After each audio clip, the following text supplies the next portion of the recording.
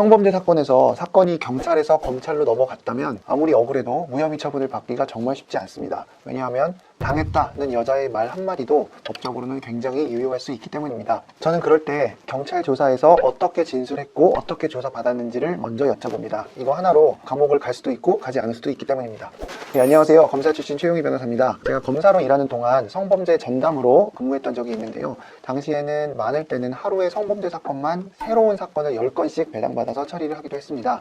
그 안에는 흔히 아는 강간, 강제추행, 준강간, 준강제추행, 유사강간, 장애인 강간, 지하철 성추행 없는 것이 없었습니다. 이런 사건들 중에는 구속을 한 경우도 있었고 무혐의를 한 적도 있었고 수사가 좀 미흡해서 경찰에게 다시 해오라고 지휘한 적도 있었고 또 반대로 고소한 여성에게 무고 혐의가 인정돼서 무고죄로 처벌을 한 적도 있었습니다. 이런 경험 덕분에 성범죄 사건에 연루된 분들이 찾아오시면 검사의 입장에서 사건의 담당 검사님은 어떻게 처리하겠다, 이런 부분이 있어야 무혐의 처분을 받을 수 있겠다 하는 감이 조금은 왔던 것 같습니다. 오늘은 성범죄 사건에서 무혐의 처분을 받기 위해서 어떤 점들을 중요시하게 생각해야 하는지에 대해서 말씀드리겠습니다. 첫 번째, 경찰 조사 기록. 지난번 영상에서 경찰 조사는 모든 사건의 첫 단추이기 때문에 이것이 왜 중요한지 자세히 설명을 드렸습니다. 경찰 조사는 어떤 사건이든 경찰서에 가서 말하는 것이 사실상 유일한 기회이기 때문에 경찰서에 가서 진술을 잘하는 것은 정말 중요한 일입니다. 그 말은 경찰 단계 이후에 검사님과 판사님들은 기록만 보고 판단을 한다는 의미입니다. 따라서 경찰에서 내가 어떻게 말하냐도 중요하지만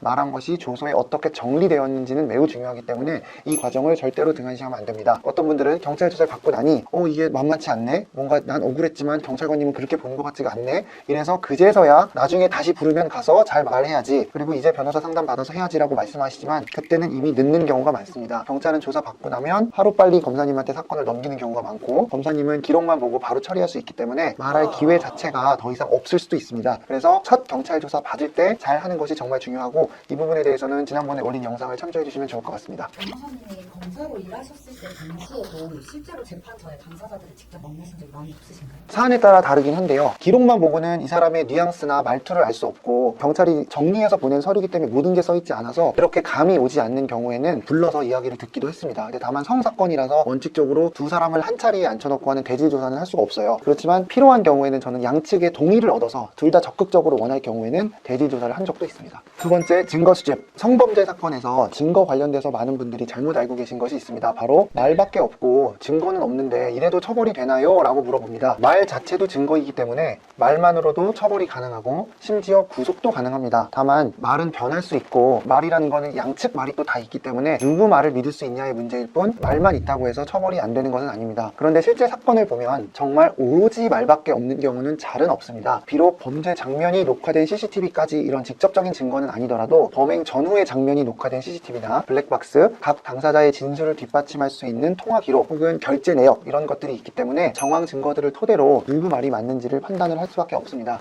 특히 이렇게 말밖에 없는 사건에서는 변호사로서 해야 할 일 중에 하나는 내 의뢰인 말에 맞는 말을 뒷받침해줄 만한 증거가 뭐가 있는지를 수집할 수 있어야 됩니다. 이 증거를 수집하는 거에 있어서는 아무래도 증거를 수집해본 검사로서 수사했던 경험이 있는 변호사가 좀 더 잘할 수 있는 부분이지 않나 생각해 봅니다. 그러면 변호사님이 하셨던 사건들 중에서 물증을 잘 파악해서 사건이 해결된 케이스가 있을까요? 우선 제가 변호사로 맡았던 사건을 먼저 말씀드리겠습니다. 한 남성이 아는 형님의 소개로 술자리에서 한 여성을 알게 됐습니다. 그 자리에서 서로 호감이 있었고 술을 마시고 그다음에 호텔에 가서 성관계가 있었습니다. 그러고 나서 얼마 지나지 않아 여자는 남자로부터 강간을 당했다며 남자를 고소했습니다. 여자의 주장은 당시 너무 술에 취해서 몸을 가눌 수 없었는데 그럼에도 불구하고 남자가 나를 호텔로 끌고 가서 성관계를 했다. 남자의 주장은 당시 술을 먹은 건 맞지만 몸을 못 가눌 정도는 아니었고 같이 합의하에 호텔에 가서 성관계를 한 것이라고 주장했습니다. 사건이 발생하고 얼마 지나지 않아 여자가 바로 고소를 했기 때문에 경찰은 강간이라고 보고 사건을 검사님께 송치했습니다. 그런데 검사님 단계에서 저희가 잘 준비를 해서 결국 무혐의 처분을 받았습니다. 당시 여성은 굉장히 꽉 끼는 바지를 입고 있었고, 그러니까 즉 누구의 협조 없이는 바지를 쉽게 벗을 수 없는 상황이었고, 이런 사건은 이제 조사를 할 때도 마찬가지고 상담을 할 때도 마찬가지지만 꼼꼼하게 봐야 돼서 성관계 성관계할 때는 어떤 자세로 했는지도 물어보게 됩니다. 양측 진술에 의하더라도 여자가 누워있는 남자 위에 올라와서 성관계를 한 적도 있었다고 했습니다. 사건 이후에 이 여자가 이 남성과 나눈 카카오톡 대화 내용,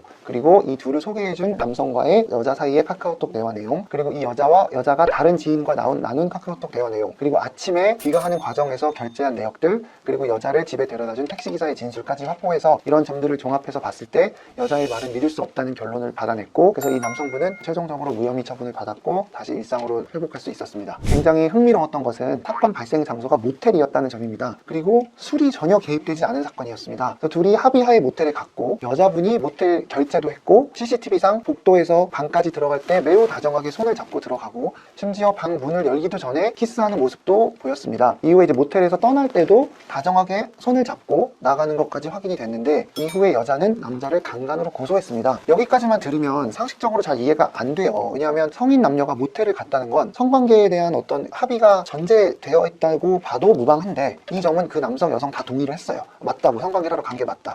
근데 여성분의 주장은 모텔에 들어가서 어떤 언쟁이 생겨서 나는 더 이상 성관계를 하고 싶지 않았다. 그럼에도 불구하고 남자가 억지로 했다. 남성분은 언쟁이라고 하긴 좀 너무 오바고, 약간의 말다툼은 있었는데 연인 사이에 있어 잠깐 사소한 말다툼이었고 잘 화해가 되고, 그리고 성관계를 했다, 이렇게 주장을 하는 상황이었습니다. 이런 경우는 아까 말씀드린 것처럼 경찰에서 진술하는 게 유일한 기회라고 했지만, 이렇게 애매한 경우는 저는 다 불러서 다시 얘기를 들었거든요. 너무 이해가 안 가고, 그래서 여성분에게 물어본 질문은 이거였습니다. 그러면 어떻게 이렇게 다정하게 손을 잡고 모텔에서 나왔냐? 그럼 지금 당신은 강간범하고 이렇게 손잡고 다정하게 나온 거냐? 라고 했더니 여성분의 말씀은, 그때 나는 그렇게 하는 것만이 살 길이었다. 내가 그 당시에 그 자리에서 소리를 지르고 난리를 피운다고 한들 누군가가 나를 구하러 온다는 보장도 없고, 알게 된 지 그렇게 오래된 남성도 아니었는데 이 남자가 갑자기 돌변해서 자기를 폭력을 행사하거나 한다면 그때 입게 될 피해가 너무 두려웠기 때문에 그 당시의 자리에서는 최대한 태어난 척하고 그 자리를 떠나는 것만이 살 길이라고 해서 그렇게 행동했습니다 라고 말하니, 또 그것도 이해가 안 가진 않더라고요. 단순히 성인 남녀가 모텔에 들어갔다고 해서 그 안에서 일어난 모든 일들은 다 동의했다고 볼 수도 없는 거지 않습니까? 그 사건은 결국은 여성 말이 더 옳다고 판단이 돼서 남자는 처벌을 하는 쪽으로 결론을 내렸습니다. 제가 변호사로 그리고 검사로 처리했던 일 두 가지를 말씀드렸는데요. 여기에서 볼 수 있는 것처럼 성사건은 굉장히 애매하고, 또 어떻게 구성하냐에 따라 제3자 눈에 전혀 다르게 비춰질 수 있기 때문에 조사를 받기 전에는 꼭 전문가와 상담을 하시기를 추천드립니다. 세 번째, 적용될 법률에 대한 꼼꼼한 검토. 근데 변호사님은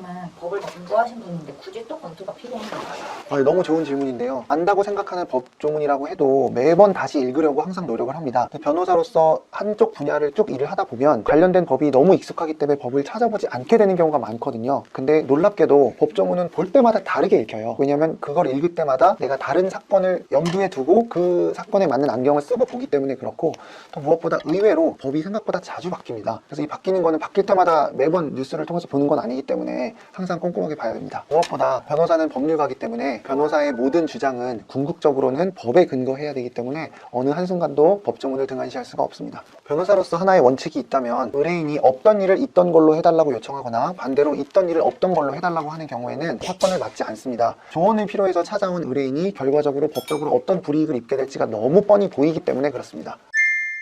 오늘은 검사 출신 변호사의 입장에서 성범죄 사건에서 어떤 점들이 중요하고 어떤 점들이 있어야 무혐의 처분을 받는 데 유리한지에 대해서 말씀드렸습니다. 저는 저를 찾아오시는 의뢰인들의 70에서 80% 정도는 절대 변호사를 선임하지 말라고 뜯어 말립니다. 왜냐하면 변호사가 해야만 하는 일이 아닌 경우도 많고, 의뢰인이 직접 할 수 있는 일이면 의뢰인이 해도 상관없거든요. 다만 예외적으로 반드시 변호사를 꼭 선임하세요 라고 말씀드리는 경우가 두 가지가 있는데, 하나는 성범죄 사건이고 다른 하나는 나의 신분이 군인이거나 공무원인 경우입니다. 이 경우에는 사건의 결과가 어떠냐에 따라 입게 되는 불이익이 너무나도 크기 때문입니다. 혹시라도 성범죄 사건에 지금 연루가 되어 있으시다면 먼저 가장 나의 이야기를 잘 들어줄 것 같은 꼼꼼한 변호사를 찾아가서 상담을 먼저 받으셨으면 좋겠습니다. 이상 최용희 변호사였습니다. 감사합니다.